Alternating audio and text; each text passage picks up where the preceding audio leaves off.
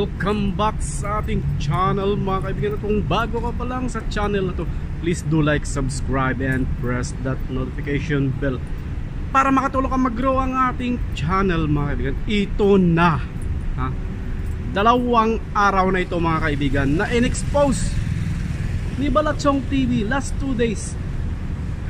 Siyang unang nag-announce sa live niya ng makakalaban ni Cuadro Alas Casimero mga kaibigan ay isang Japanese fighter na naman.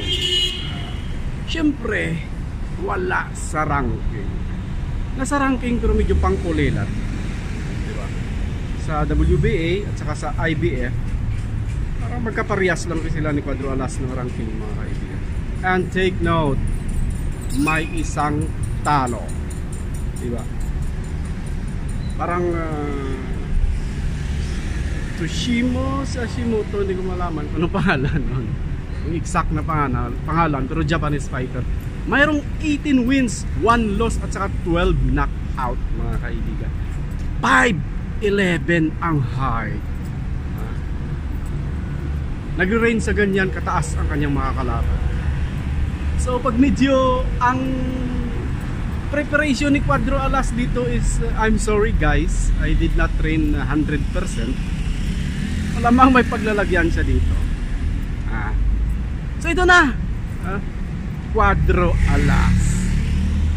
Kung gusto mong umangat ka ulit at saka nasa limelight ka, pagbutihin mo ang pag-training at saka i-knockout mong magiging kalaban mo, diba? So September daw ito, Macau, China mga kaibigan. Tingnan natin kung totoo ba ito. Pero walang nagribat sa kampo ni Casimero at saka sa mga loyal braggers niya mga kaibigan.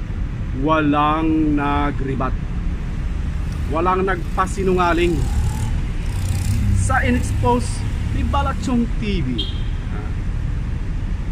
Kasi may beef ang mga ito eh. So kung hindi totoo to, nagputak na yung mga vloggers ni Casimero saka yung mga wannabe brothers niya. Sabi nila, nako Balachong, nagsisinungaling ka. Hindi totoo yan. Pero wala. So ibig sabihin, there is a probability mga kaibigan na itong magiging kalaban niya mga kapatid, Japanese fighter ulit. Matangkad,